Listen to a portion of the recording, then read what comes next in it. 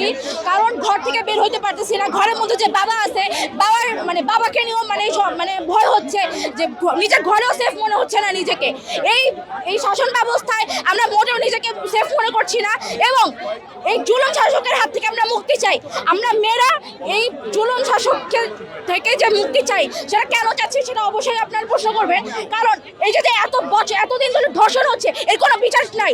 ইসলামী শরিয়ার মধ্যে মৃত্যুদণ্ড হচ্ছে না প্রকাশ্যে, তারা কোনো মৃত্যুদণ্ড দিচ্ছে না, বরঞ্চ আমাদের বোনেরা ধর্ষণ হতে চলছে এবং খুনিরা পালিয়ে বেড়াচ্ছে। খুনিরা কেন শাস্তি পাচ্ছে না? দিনে 11টি 12টি করে ধর্ষণের নিউজ আমরা শুনতে পাচ্ছি। আমরা চাই ধর্ষণ মুক্ত একটি বাংলাদেশ। আমরা চাই আমাদের মা বোনের নিরাপত্তা। আমরা চাই নিজেদের নিরাপত্তা। আমরা স্বাধীনভাবে থাকতে চাই এবং নিরাপত্তাহীনভাবে নিরাপত্তা যুক্তভাবে আমরা দেশে বাঁচতে চাই। এখন আমরা সম্পূর্ণ অনিরাপদ বলেই আজকে আমাদের এই শাহবাগের রাজপথে নামতে হয়েছে।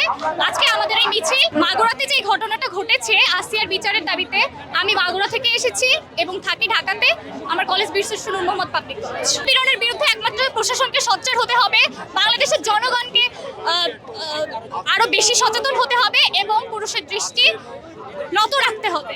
আজকে আমরা এখন পর্যন্ত কোনো ধরনের অনিরাপত্তা পাইনি পুলিশ বাহিনী বা কারোর কাছ থেকে, তবে আমরা আশাবাদী যেন আমাদের এই কর্মসূচিতে তারা সম্পূর্ণরূপে আমাদের সাথে থাকেন। প্রশ্নটা ওদেরকে করা দরকার যে আমাদের নিরাপত্তাটা কোথায়। আর এই যে বিচার ব্যবস্থা, এক সপ্তাহ ধরে আমরা আছি, যেখানে দিনে যদি 11টা ধর্ষণ হয়, তবে একটাও কি শাস্তি হয় না, সেটা ওদেরকে জিজ্ঞাসা